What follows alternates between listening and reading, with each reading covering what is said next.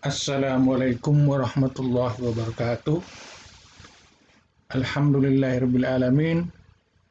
Uh, kita panjatkan puji dan syukur kehadirat Allah Subhanahu wa Ta'ala, di mana pada kesempatan ini saya membuat video kuliah penutup untuk sesi Meet ini dengan judul komunikasi internal, atau lebih lazim orang menyebut secara eksplisit yaitu komunikasi administrasi.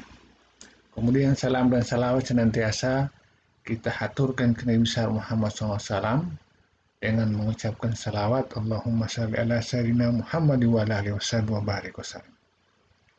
Oke.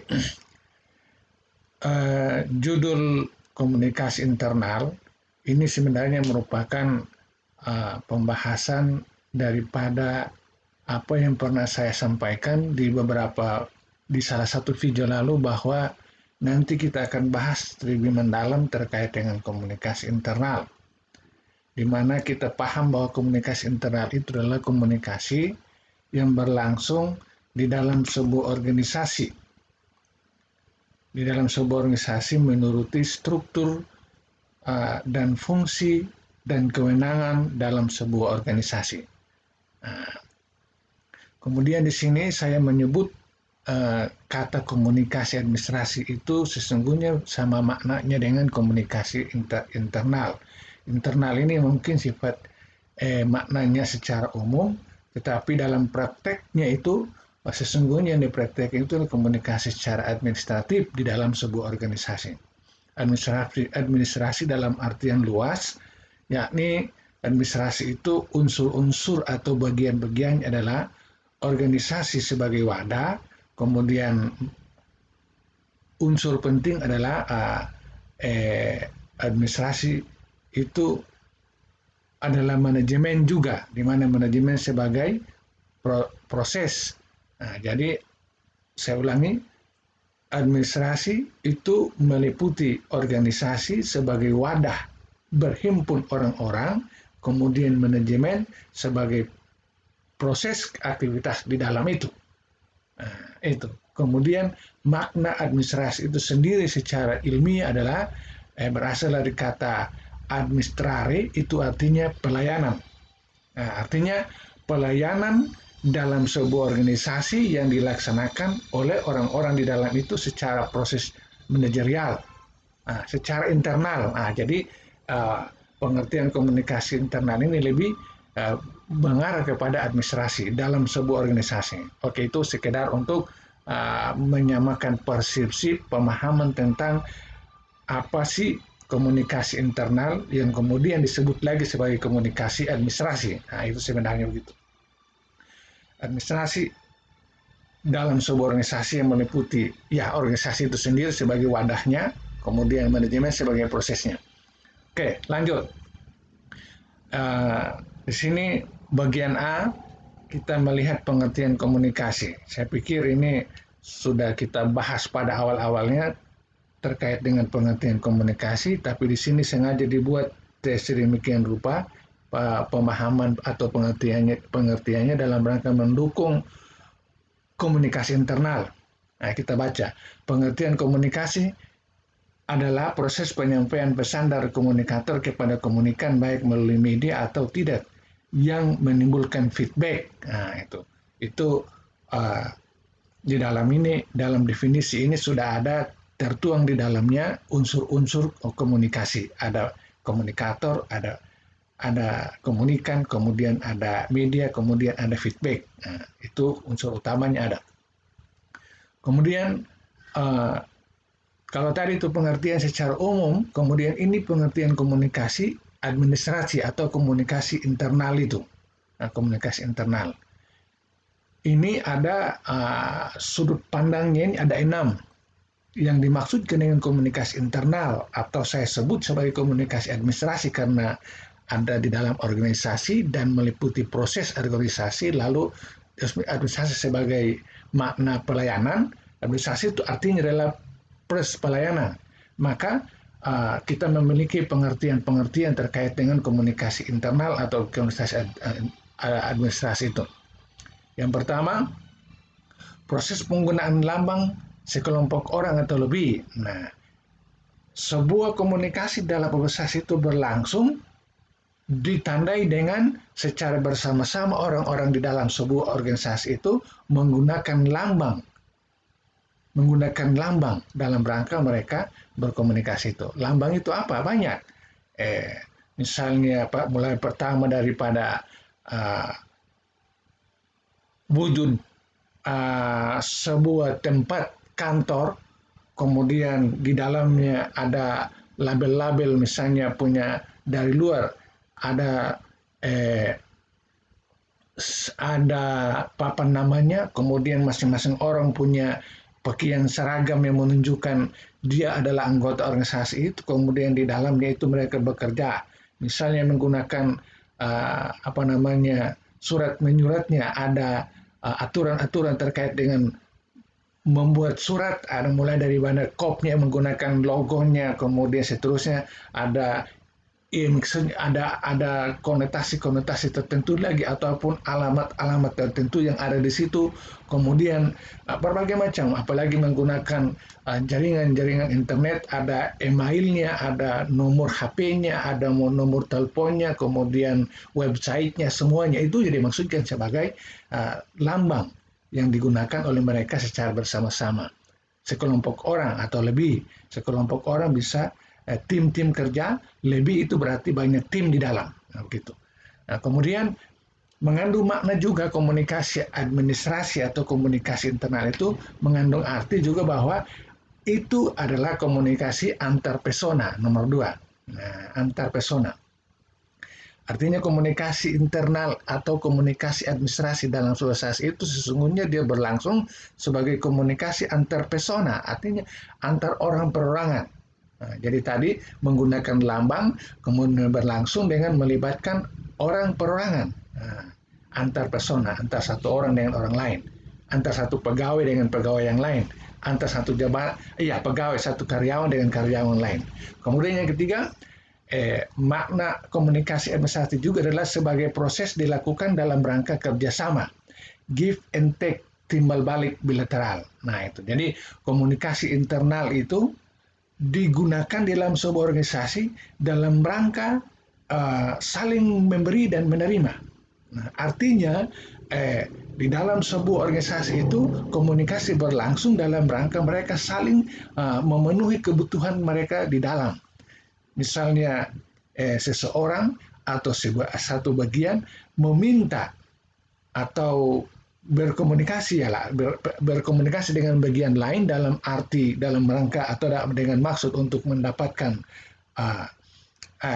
feedback dalam bentuk misalnya pemberian data atau pemberian saran atau pemberian berbagai macam hal yang nanti dikembalikan kepada bagian yang berkomunikasi itu hendaknya sifatnya adalah segera, begitu, take and give. Jadi begitu saya berkomunikasi dengan teman sejawat, maka tentunya dalam hal ini komunikasi terkait dengan hal-hal yang bersifat kedinasan. Begitu saya sampaikan, maka segera harus dia menindaklanjuti apa yang saya maksudkan, supaya saya bisa melaksanakan tugas dengan apa yang dia sampaikan kembali itu. Jadi sistemnya adalah take and give, tidak boleh menunda. Ya, karena kapan misalnya satu bagian berkomunikasi dengan bagian lain dengan maksud meminta sesuatu tetapi tidak segera diberikan, maka bisa membuat roda organisasi itu terhambat karena komunikasi take and give itu tidak jalan. Nah, makna take and give ini adalah harus segera saling memenuhi. Saya minta, maka segera harus saya diberikan. Anda minta, maka segera harus saya berikan. Supaya proses dalam pelayanan organisasi itu, kata administrasi itu artinya pelayanan itu bisa berjalan dengan baik antar satu bagian lain. Terkait dengan misalnya data ataupun informasi ataupun berbagai macam, apakah yang tertulis dengan menggunakan arsip dan seterusnya, dokumen-dokumen dan seterusnya. Ya, atau yang tentunya itu mereka punya kode-kode yang seperti yang dibahas di atas atau lambang-lambang yang sudah mereka gunakan sendiri. Kemudian yang keempat terkait dengan pemahaman ini juga adalah penggunaan lambang bersama-sama oleh anggota organisasi. Ya, penggunaan lambang bersama-sama. Tadi kata lambang juga yang penuh pertama tetapi menunjukkan sekelompok orang. Tetapi yang di sini menunjukkan secara bersama-sama artinya satu uh, kode atau satu lambang atau satu simbol yang digunakan dalam berkomunikasi itu diberlakukan secara menyeluruh di dalam sebuah organisasi itu. Ya toh, misalnya umpamanya dari sisi surat menyurat, maka bagian A, bagian B, bagian C harus seluruhnya memiliki kop surat itu sama. Kemudian nomor suratnya sama. Kemudian uh, penyusunan kalimat-kalimat paragraf pertama, paragraf kedua, paragraf ketiga hendaknya berdasarkan aturan yang sama. Misalnya memulai dari kata pembukanya, masuk kepada isinya, kemudian penutupnya, lalu kaki suratnya harus sama. Nah, dilakukan sama-sama. Lalu kemudian uh, di, di, di, di, dikomunikasikan antar mereka secara bersama-sama. Nah, itu secara bersama-sama.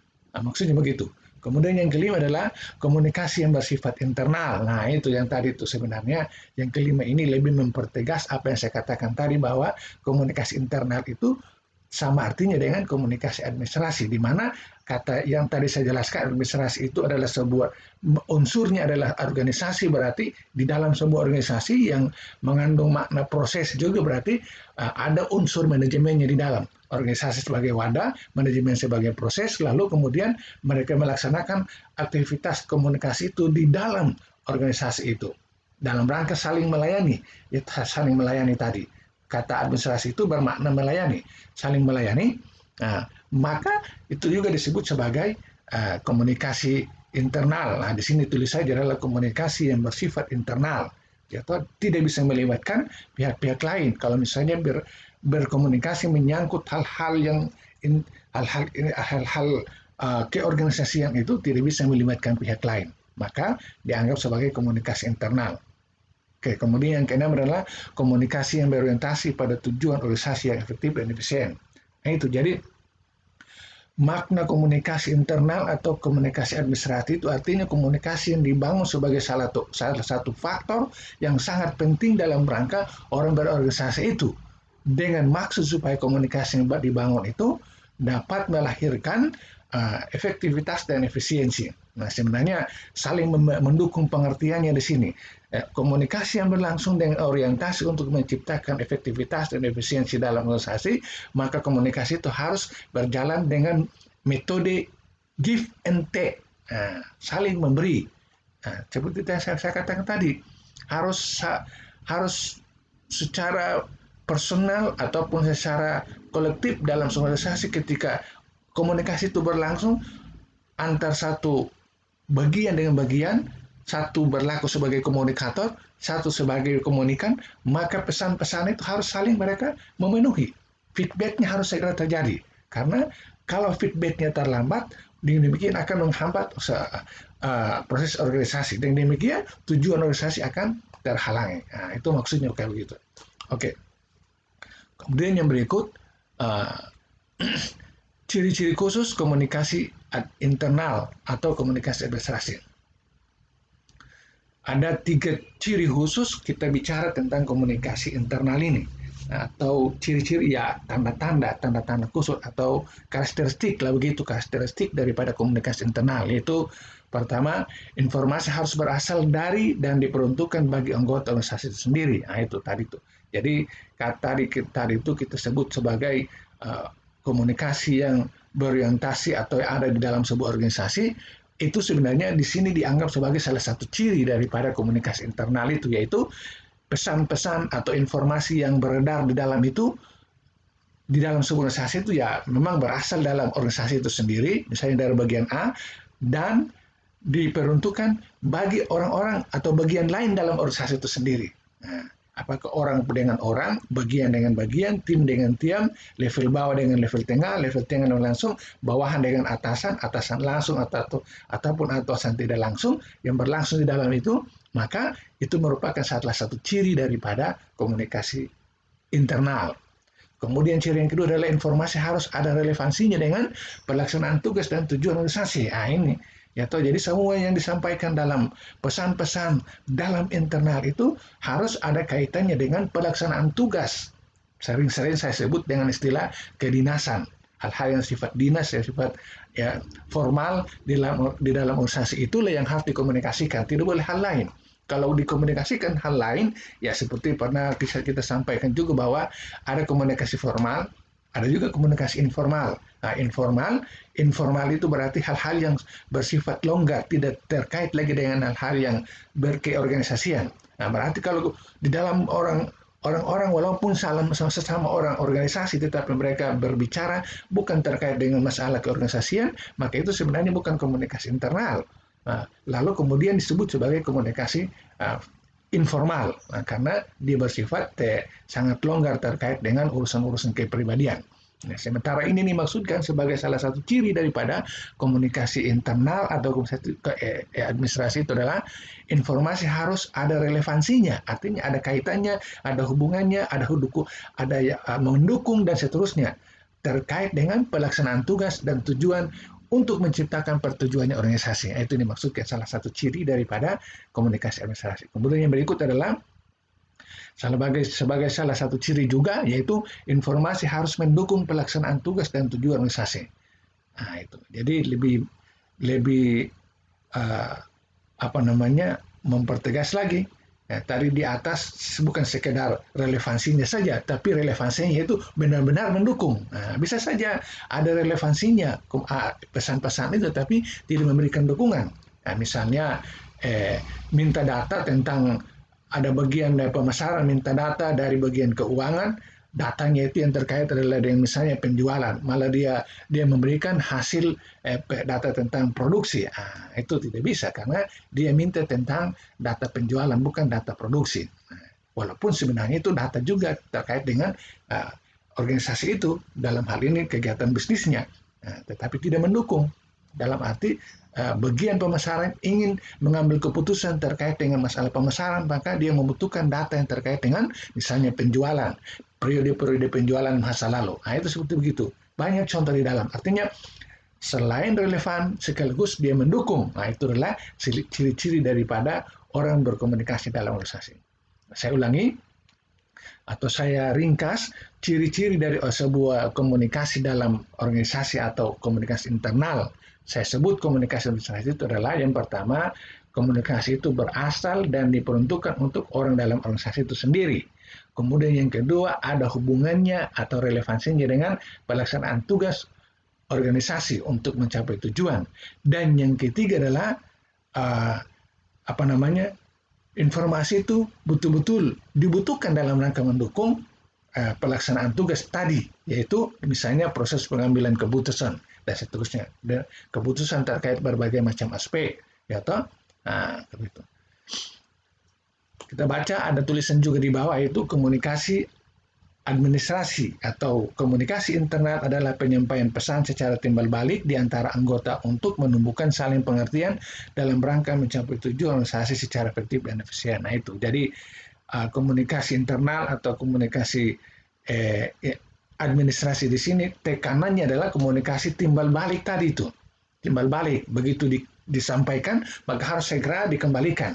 Jadi sebenarnya pengertian komunikasinya Anda sudah tahu, tetapi penekanannya adalah komunikasi yang terjadi itu harus interaktif atau take and give atau timbal balik, tidak boleh ditunda. Nah, itu pengertiannya begitu. Kalau misalnya Anda bergabung dalam sebuah organisasi, Anda bisa melihat dari sudut pandang komunikasi. Misalnya sebuah kegiatan atau satu organisasi itu tidak berjalan dengan baik, bisa Anda mengukur dari sisi komunikasi. Oh, ini tidak bagus karena memang tidak ada komunikasi berjalan dengan baik. Ya, atau misalnya bagian A, mereka tidak terbuka dalam rangka memberikan informasi kepada bagian B, sehingga itu menyebabkan kita mandek. Nah, itu bisa jadi kan begitu. Organisasi apa saja bisa Anda menilai sebuah organisasi itu dia berjalan dengan baik atau tidak baik, bisa dari sisi sudut pandang komunikasi, ya toh. Kadang-kadang begitu, misalnya dalam praktek dunia nyata itu banyak karyawan-karyawan yang merasa mereka itu misalnya egois sehingga ada informasi yang penting mestinya didukung, harus diberikan kepada orang lain, mereka membuat seakan-akan mereka itu sangat dibutuhkan, sehingga informasi yang ada pada mereka itu bagaimana cara untuk dapatkan itu dengan cara yang susah. Padahal dia tidak sadar bahwa informasi atau data itu dibutuhkan pihak lain untuk mengembangkan organisasi itu secara bersama-sama. Nah, kayak begitu. Nah, jadi inti yang ditekankan di situ adalah komunikasi internal itu, selain ciri-cirinya tadi ataupun hal-hal yang kita sebutkan tadi, itu yang paling utama itu adalah sifatnya harus timbal balik. Atau timbal balik ini mungkin definisi lebih lebih diperluas daripada makna standar yang pernah kita sebut adalah umpan balik itu. Umpan baliknya itu harus segera. Jadi begitu timbal balik ini artinya begitu dikasih informasi, maka segera harus dikembalikan pesannya itu dalam bentuk feedbacknya. Nah, feedbacknya itu. Nah, supaya terciptalah itu yang ditulis di bawah ini, yaitu tujuan organisasi bisa tercapai dengan efektivitas, yaitu penghematan waktu, kemudian efisiensi, yaitu penghematan biaya. Oke. Kemudian yang berikut, peranan, jenis, dan tujuan komunikasi internal administrasi. Nah, ini peranan daripada komunikasi internal, kemudian jenis daripada komunikasi internal, dan tujuan daripada komunikasi internal. Nah, ini judulnya banyak tapi pembahasannya cuma sedikit. Peranan, jenis, dan tujuan daripada komunikasi internal. Itu bisa kita jawab dengan membuat dua pertanyaan. Atau pertanyaan standar. Pertanyaan yang pertama adalah mengapa komunikasi administrasi atau komunikasi komunikasi internal itu perlu dikembangkan. Kemudian pertanyaan kedua adalah cara mengembangkan mekanisme komunikasi internal administrasi. Nah, itu pertanyaan ini kita jawab dalam rangka membahas judul yang kelihatan padat di atas, yaitu peranan, jenis, dan tujuan komunikasi. Dalam hal ini komunikasi administrasi atau internal. Nah, coba kita melihat pertanyaan pertama, mengapa komunikasi administrasi atau komunikasi internal itu perlu dikembangkan? Nah, jawaban pertama, alasan yang bersumber pada sifat kodrat manusia adalah makhluk adalah sosial. Nah, itu. Tadi saya sudah menjelaskan tentang kata administrasi itu, bahwa administrasi itu adalah pelayanan, di mana di dalam sebuah organisasi itu sebagai wadahnya, kemudian manajemen sebagai prosesnya. Secara ilmiah, kalau nanti kita pelajari teori-teori administrasi, di sana akan dijelaskan bahwa unsur-unsur daripada administrasi itu atau bagian-bagian daripada administrasi itu adalah organisasi dan manajemen. Sementara administrasi itu sendiri bermakna pelayanan, di mana administrasi ini punya pengertiannya itu terkait selain organisasi dan manajemen juga bisa bermakna sempit. Bermakna sempit adalah tata surat, menyurat, tata warkat, dokumen-dokumen, kemudian arsip-arsip dan kesekretariatan yang terkait dengan surat-surat, kertas-kertas, dan penataan-penataan arsip-arsip dan seterusnya. Di mana arsip-arsip dan surat menyurat itu tentunya bukan hanya kertas biasa, tapi itu mengandung atau memuat informasi-informasi penting di dalamnya. Di mana arsip itu, kalau didefinisikan, arsip adalah segala media yang merekam seluruh transaksi yang telah terjadi masa lalu, waktu lalu, di dalam sebuah dokumen yang kemudian disimpan dengan baik. Nah, itu. Kalau berdasarkan atau kita berangkat dari pengertian itu, maka untuk menjawab pertanyaan pertama, mengapa komunikasi administrasi perlu dikembangkan, jawaban yang pertama adalah alasan yang bersumber pada sifat kodrat manusia adalah makhluk sosial. Itu. Jadi, satu manusia berhubungan dengan manusia yang lain itu akan secara terus-menerus, tidak akan pernah orang berhubung. Kita manusia adalah makhluk zon politis yang tidak akan pernah hidup secara sendiri-sendiri. Ya toh, dari ukuran keluarga, dari ukuran sosial kemasyarakatan, orang ada bergabung ke berbagai macam tempat di sekolah kita, mulai dari SD, SMP, seterusnya, dan seterusnya, di mana kita saling membutuhkan. Ada yang jadi guru, ada yang jadi mahasiswa, ada yang pengelola, kemudian itu semua saling kita membutuhkan. Nah, proses-proses yang kita lakukan setiap hari sebagai bentuk saling berhubungan itu tentunya ada rekaman-rekaman berupa dokumen-dokumen yang merekam itu, misalnya orang tamat SD, tamat SMP, tamat SMA, dan seterusnya sampai tingkat tinggi, itu di akhir itu akan ada dokumen yang memberikan atau merekam bahwa dia telah melakukan proses perkuliahan atau studi di tempat tertentu yang berupa ijazah, taruhlah seperti begitu.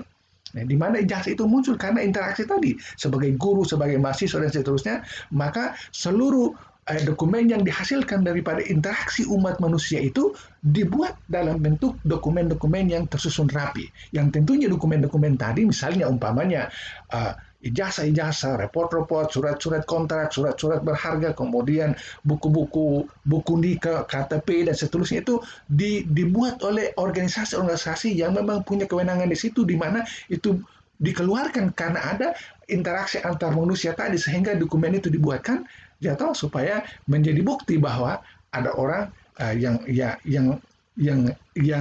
menjalankan proses interaksi tadi, makhluk sosial tadi. Ya toh, seperti itu. Lalu kemudian penjelasan berikut terkait dengan alasan yang bersumber dari sifat kodrat manusia ini juga adalah bahwa mulai dikembangkan surat menyurat, tata surat dalam bentuk data yang bersifat elektronik dan seterusnya dikembangkan secara terus menerus dari saat ke saat. Sesungguhnya itu data yang dibuat itu adalah sebenarnya isi daripada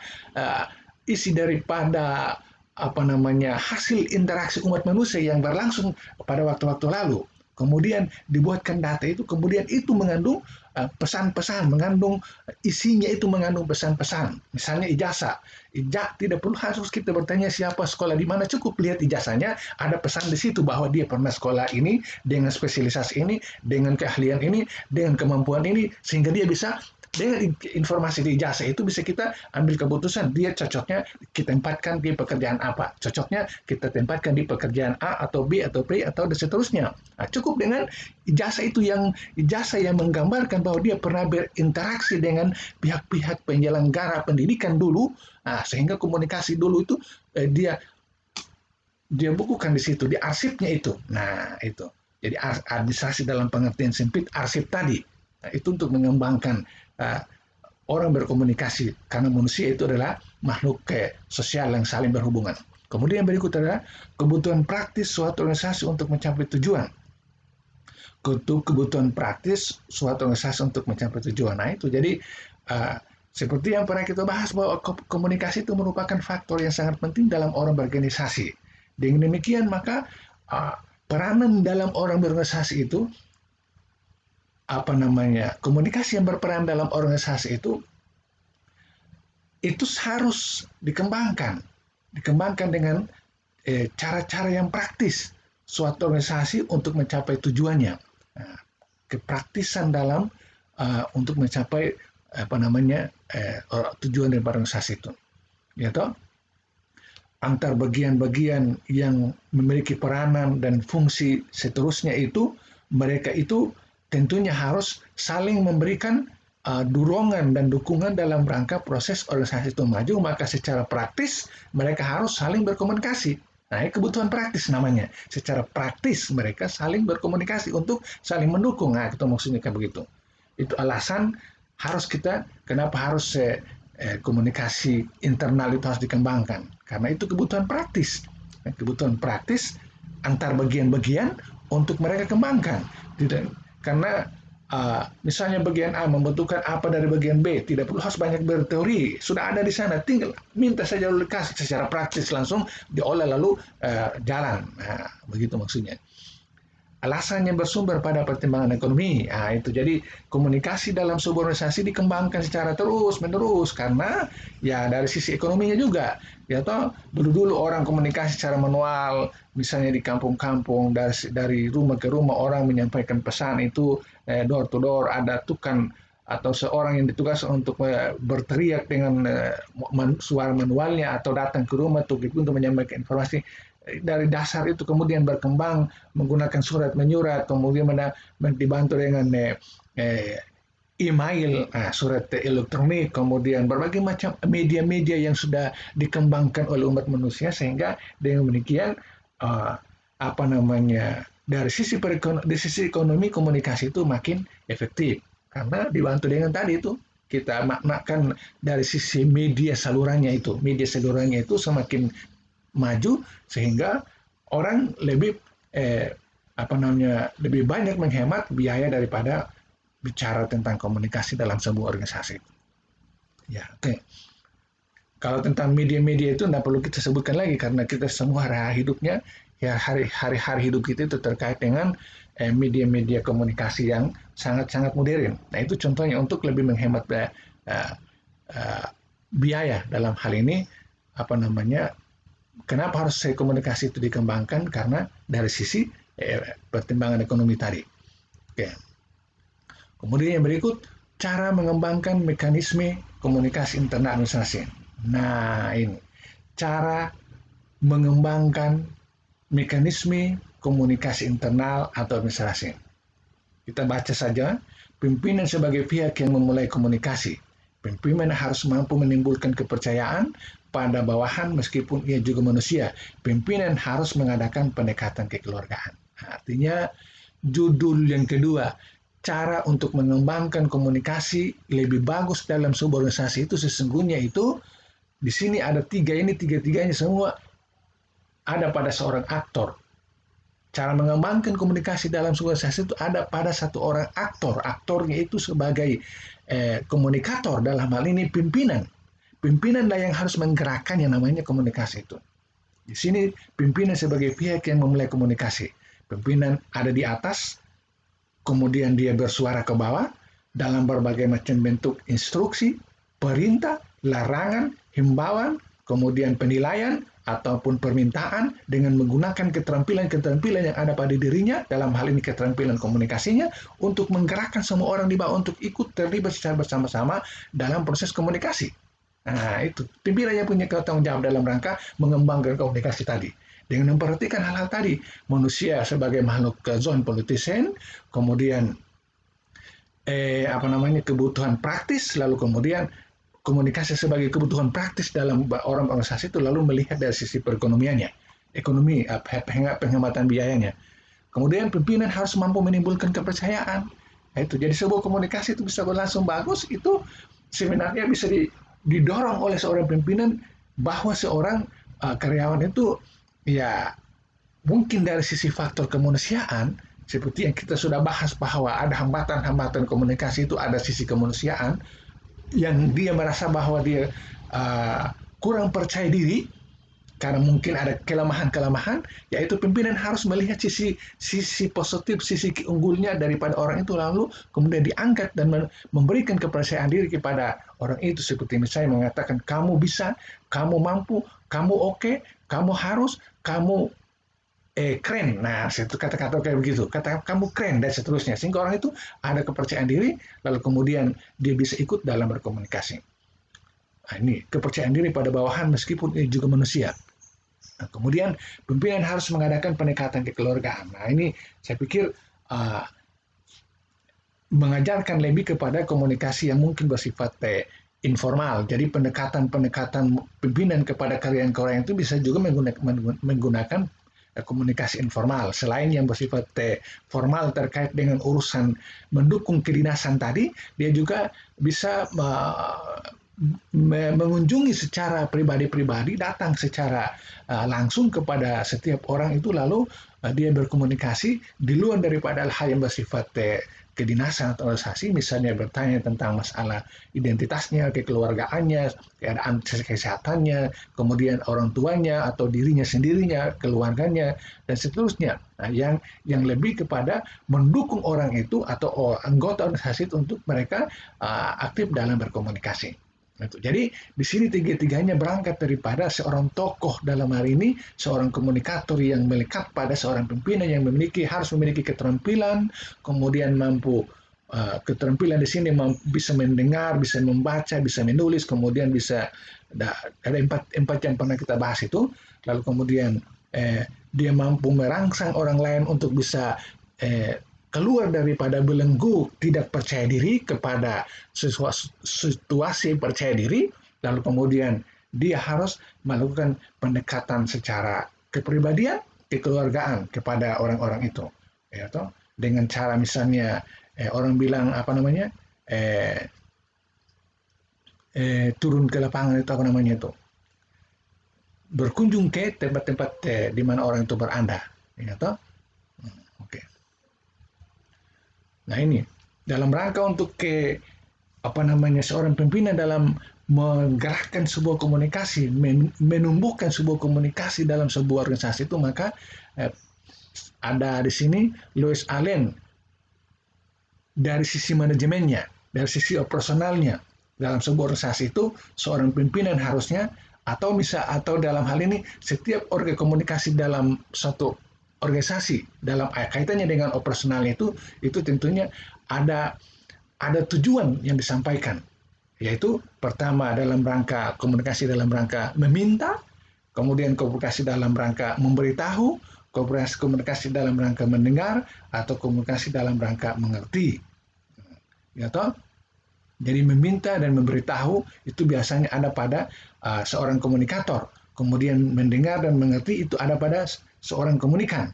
Itu harus berlangsung dalam sebuah organisasi di mana meminta itu terkait dengannya, meminta informasi, meminta nasihat, meminta saran dan kritik. Nah, begitu.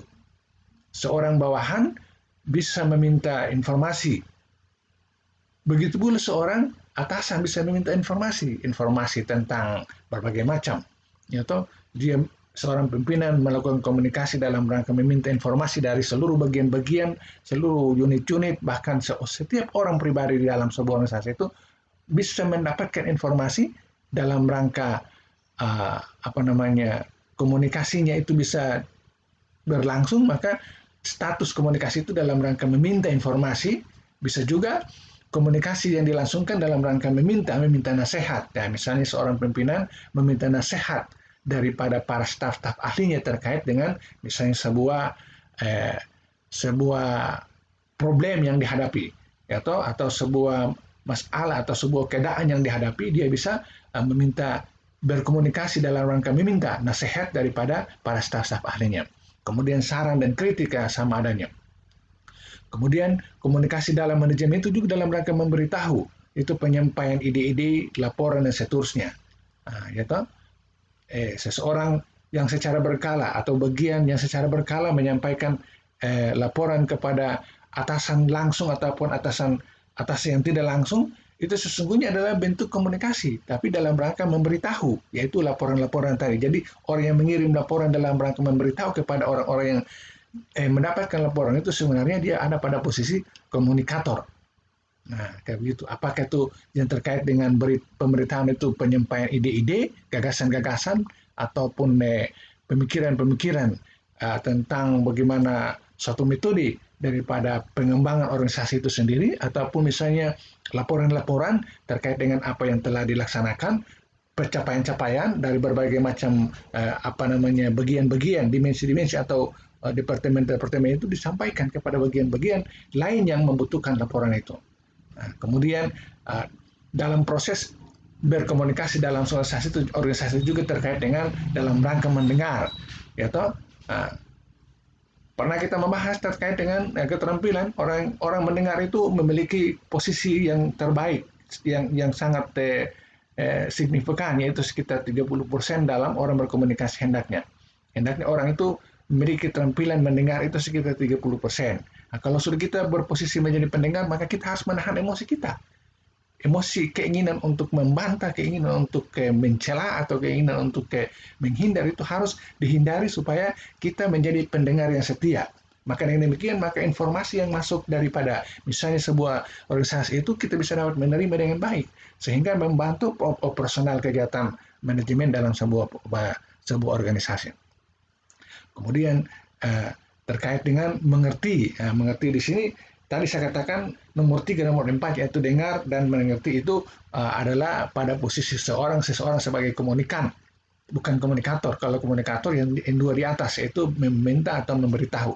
Sedangkan seorang komunikan itu dituntut untuk memiliki keterampilan mendengar bagus, kemudian mengerti.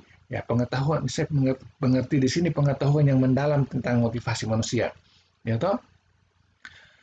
Mengerti tentang misalnya apa yang disampaikan itu dalam rangka meningkatkan kualitas atau meningkatkan skill atau meningkatkan pengetahuan daripada orang-orang itu, hendaknya itu punya keterampilan mampu mengerti dengan baik. Nah, orang-orang dalam sebuah organisasi itu mampu mengerti dengan baik seluruh pesan-pesan yang disampaikan. Misalnya petunjuk pekerjaan, petunjuk pelaksanaan, pedoman kegiatan, kemudian standar-standar operasional yang disampaikan harus dimengerti, mengerti dengan baik.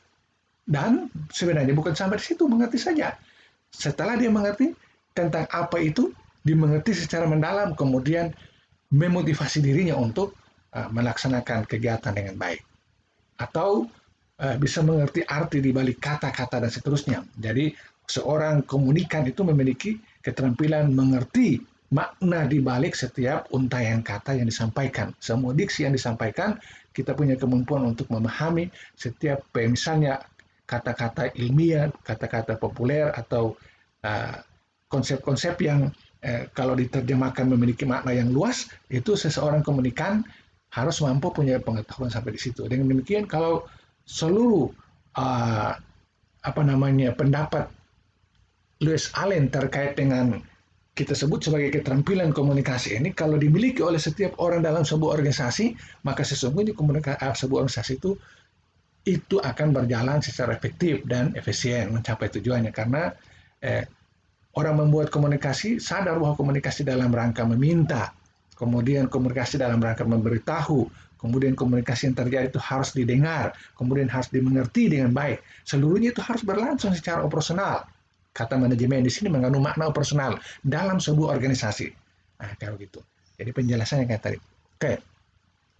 Itu tadi semua adalah penjelasan bagian A. Kemudian ini bagian B. Kita harus selesaikan ini. B, komunikasi internal organisasi mempunyai fungsi interaktif. Nah, komunikasi internal atau komunikasi administrasi itu mempunyai fungsi interaktif. Nah, sebenarnya ini penjelasan lebih mendalam tentang apa yang saya jelaskan tadi tentang umpan balik, feedback, kemudian take and give tadi itu di sini memperjelaskan lagi sebagai sebuah subjudul, yaitu kita baca fungsi yang menjaga pertukaran informasi, pendapat, sikap agar individu dapat mengadakan penyesuaian sikap antar bagian-bagian dalam organisasi dengan lingkungan organisasi. Nah, itu jadi komunikasi administrasi yang saya tekankan tadi atau saya katakan tadi bahwa intinya itu bagaimana. Kalau pengertian komunikasi kan kita sudah paham semua, tapi di sini makna yang paling penting daripada komunikasi internal atau administrasi itu adalah bagaimana komunikasi itu berlangsung secara timbal balik, take and give. Kenapa? Ya karena ini penjelasan ini menjaga pertukaran informasi supaya secara efektif informasi itu mengalir secara cepat, menjaga pendapat daripada orang-orang itu harus segera pendapat itu dikemukakan. Sikap agar individu dapat mengadakan penyesuaian sikap agar komunikasi internal itu interaktif itu bermaksud supaya setiap orang itu segera membuat penyesuaian. Nah, setiap orang dituntut dalam hal berkomunikasi organisasi untuk membuat atau mengadakan penyesuaian sikap terhadap misalnya pesan-pesan yang disampaikan itu, ya toh, apakah pesan berupa misalnya tadi baru kita jelaskan meminta atau memberitahu, harus segera ada sikap umpan balik secara interaktif yang dimaksudkan agar individu dapat mengadakan penyesuaian antar bagian-bagian dalam organisasi dengan lingkungan organisasi. Nah, itu. Jadi penekanannya adalah setiap individu itu bila melakukan proses komunikasi dalam organisasi maka harus interaktif, take and give tadi, supaya informasi yang saling tukar itu secara cepat dalam rangka orang-orang itu, setiap orang dalam organisasi itu melakukan penyesuaian sikap, penyesuaian pendapat, dan seterusnya dalam rangka membangun organisasi itu lebih baik. Nah, itu maksudnya. Nah, jadi intinya di sini adalah komunikasi administrasi itu hendaknya dia interaktif supaya informasi itu berputar secara cepat, lalu bisa ada informasi ataupun pendapat itu berputar cepat, lalu setiap orang itu bisa sesegera mungkin melakukan penyesuaian sikapnya, ya toh, antar bagian-bagian sikap setiap orang di dalam organisasi itu, apakah sikap dengan kelompok internalnya atau tim kerjanya ataupun sikap dia dengan tim-tim yang lain dalam sebuah organisasi itu. Karena dalam sebuah organisasi kan banyak tim, banyak ada dulu departemen-departemen, kemudian unit-unit, kemudian dalam unit-unit itu ada tim-tim work. Nah, tim-tim itu mereka melakukan proses komunikasi, hendaknya sifatnya interaktif sehingga begitu komunikasi yang menyampaikan pesan itu terjadi, maka mereka saling melakukan penyesuaian-penyesuaian. Nah, dengan demikian menghindari stagnasi atau deadlock daripada organisasi itu sehingga organisasi itu bisa berjalan sebagaimana yang diinginkan. Nah, itu makna daripada komunikasi internal mempunyai fungsi interaktif. Oke. Kemudian yang berikut 7 faktor yang harus diperhatikan agar interaksi komunikasi berjalan secara efektif. Nah, itu 7 faktor yang harus diperhatikan agar interaksi komunikasi berjalan secara efektif. Nah, itu jadi kata interaksi di sini mengandung makna yang tadi itu kata interaktif tadi. Jadi ada 7 hal yang harus kita perhatikan supaya komunikasi itu berjalan secara timbal balik, secara take and give, secara interaktif, yaitu secara interaksi, saling berhubungan satu bagian dengan bagian lain, unit dengan unit, orang dengan orang dalam organisasi itu supaya dia berjalan dengan baik, maka ada 7 hal ini harus kita perhatikan. Yang pertama, saluran komunikasi harus diketahui secara pasti. Nah, itu. Jadi setiap pesan yang disampaikan, ya toh, ataupun pembalik yang diberikan, itu harus kita sudah paham salurannya, ya toh.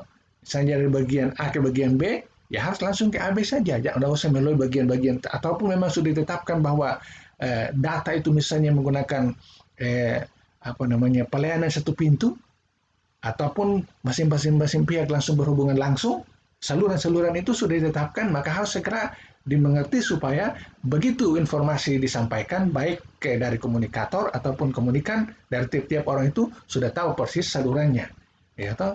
Nah, saluran-saluran itu bisa saluran dalam bentuk ke media ataupun dalam bentuk ke internet, jaringan internet dan seterusnya. Ada nomor atau link atau dan seterusnya, nomor HP, link, nomor website dan seterusnya. Kemudian saluran komunikasi harus sependek mungkin.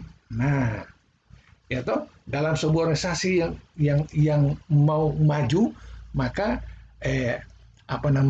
hendaknya dibuat saluran itu sependek mungkin sehingga penyampaian pesan itu dari komunikator kepada komunikan, kemudian dikembalikan kepada komunikan feedbacknya tadi, atau di sini disebut dengan kata interaksinya itu interaktif kembali, itu harus dibuat sedemikian rupa pendek, ya toh.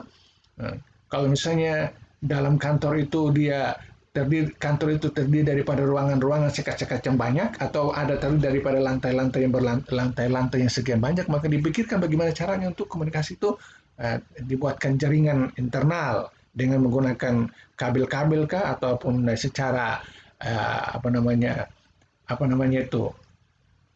nirkabel dan seterusnya.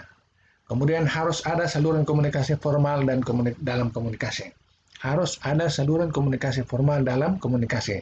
Maksudnya dalam komunikasi yang ada itu memang harus saluran yang diketahui itu harus saluran yang formal yang ditetapkan bahwa memang itu sudah ditetapkan seperti itu adanya, supaya dari situ kita menyalurkan informasi itu.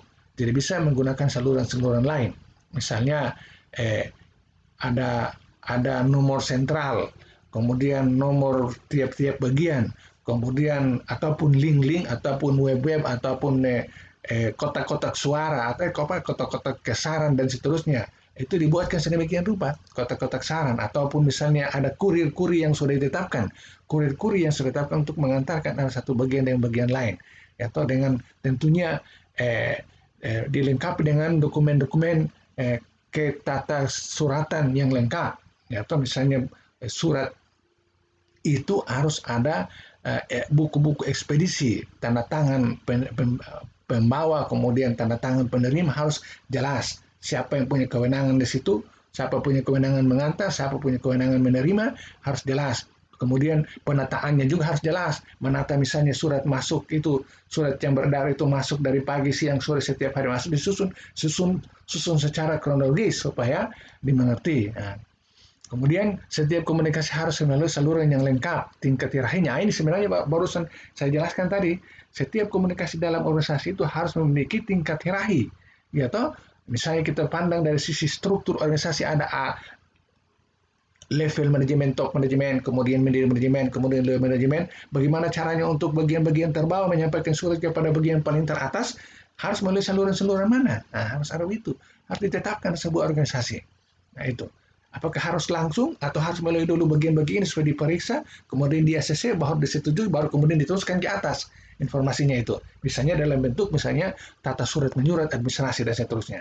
Kemudian sumber komunikasi harus dapat dipercaya. Ah, itu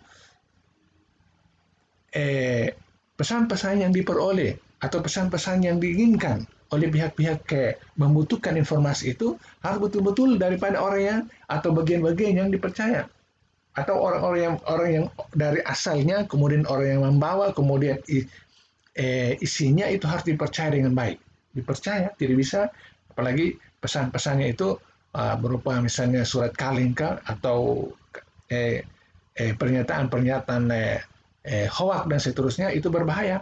Maka harus komunikasi itu harus dipercaya dalam artian pesan-pesan itu bersumber daripada orang yang punya kewenangan dan disampaikan melalui seluruh-seluruh yang memang resmi, kemudian seluruh informasi berupa data atau apa saja yang di dalam itu betul-betul adalah kredibel adanya. Kemudian selama proses komunikasi terjadi, saluran tidak boleh diganggu, diselingi. Nah, itu selama komunikasi antar bagian-bagian tadi berlangsung, jangan diganggu. Ya, toh, apalagi misalnya misalnya terakhir ini kita melihat ada orang berkomunikasi menggunakan video call, misalnya menggunakan alat Zoom. Itu ketika seseorang lagi berbicara, maka seluruhnya harus mute.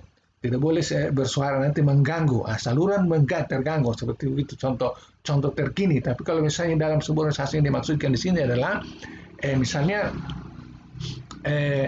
surat-surat yang beredar itu harus ditata model kearsipannya itu harus jelas. Ada surat masuk dari bagian A pagi, kemudian bagian C 2 jam kemudian bagian E 4 jam kemudian, surat masuk yang berbeda-beda waktu itu harus disusun sedemikian rupa sehingga saling tidak mengganggu. Yang masuk duluan diproses dulu. Kemudian yang belakangan berturut-turut secara antrian sehingga salurannya jangan terganggu.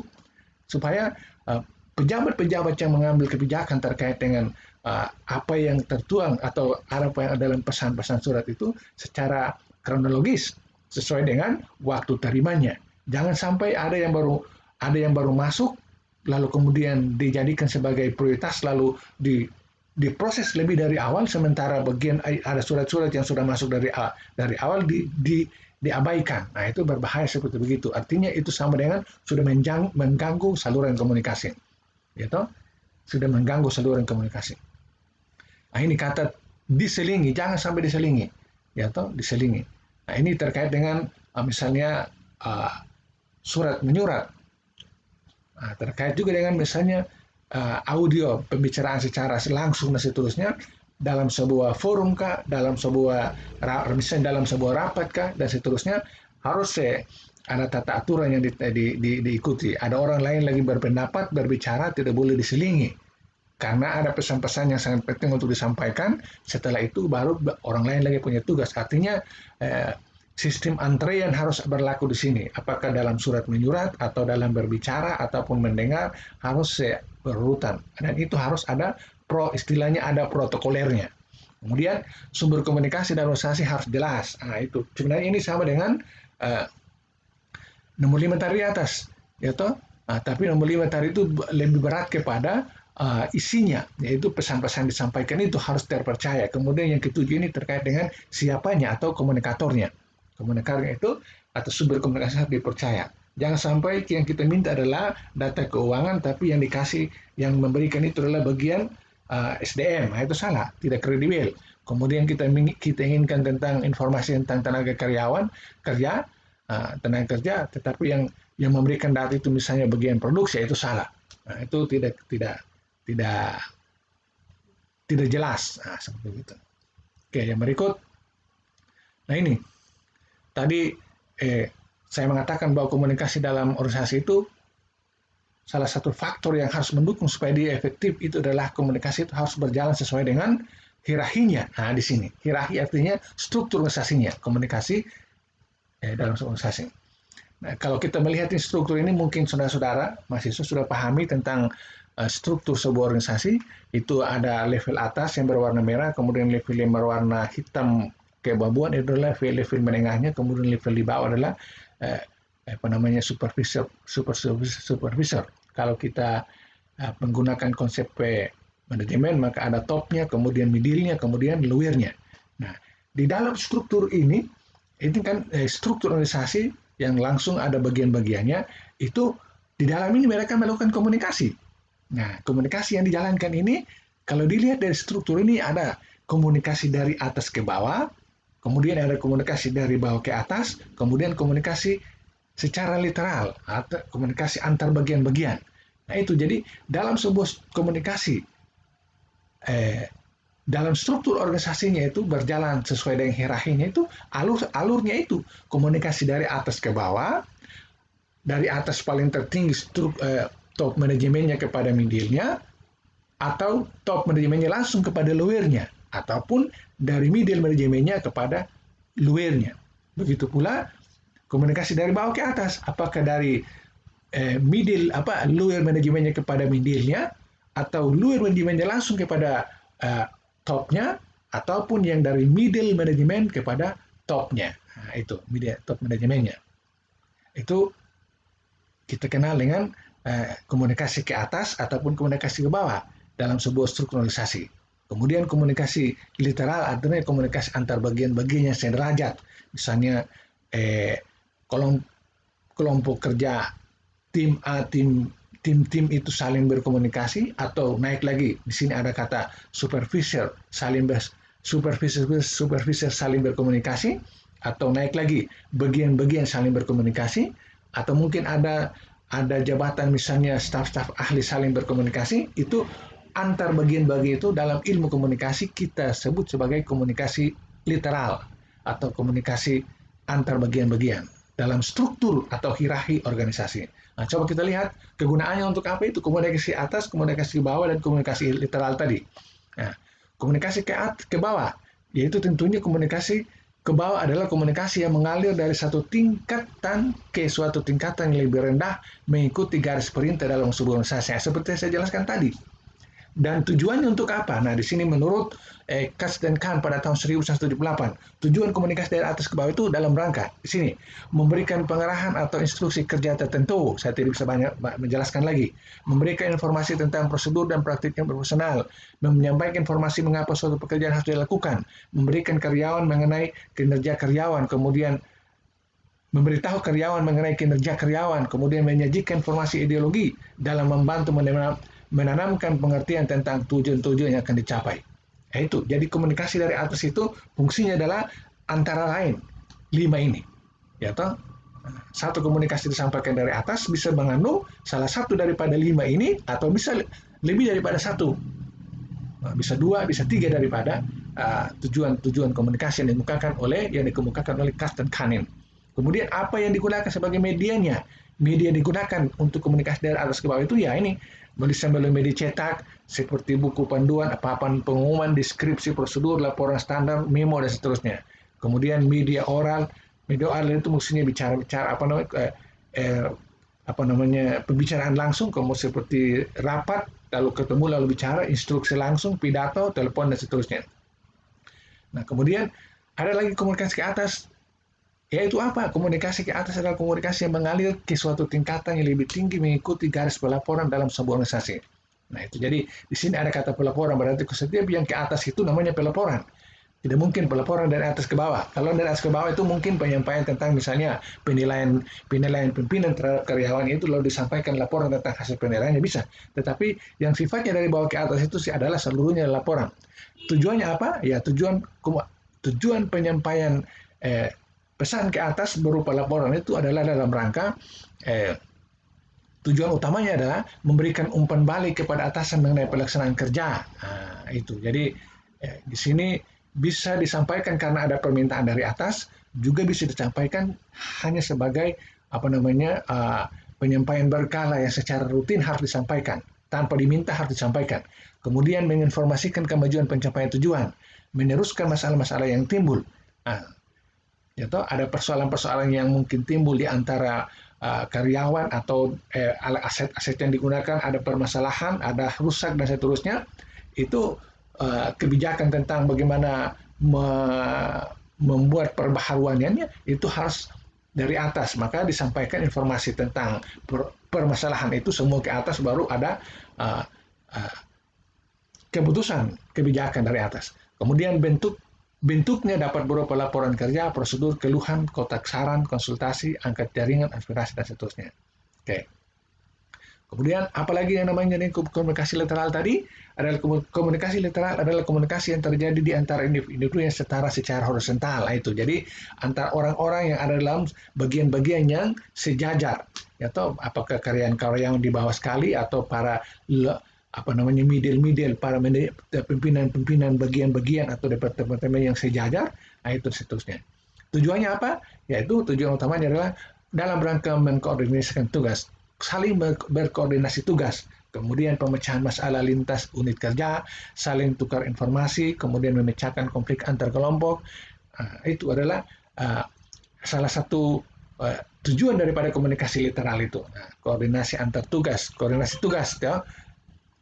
Bagian A bikin apa, bagian C bikin apa, bagian D bikin apa. Mari kita koordinasikan tugas, saling kita menopang supaya itu begitu. Kemudian pemecahan masalah lintas unit kerja, ada masalah-masalah yang timbul karena ada pelaksanaan tugas yang saling tidak ada kecocokan antar bagian-bagian, itu harus dilakukan komunikasi untuk menyelesaikan antar mereka.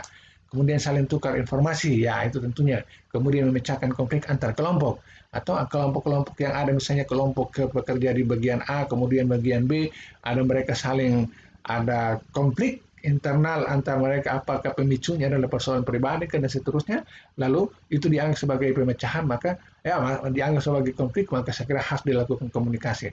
Komunikasi yang dimaksud di sini adalah komunikasi antar bagian-bagian itu untuk menyelesaikan secara internal, khusus di antara mereka saja. Apa yang digunakan dalam rangka menyampaikan komunikasi literal ini? Dalam hal ini medianya apa? Ya, media cetak seperti buku panduan, deskripsi prosedur, laporan standar, memo, surat resmi, kemudian media oral seperti rapat, telepon, dan seterusnya. Oke.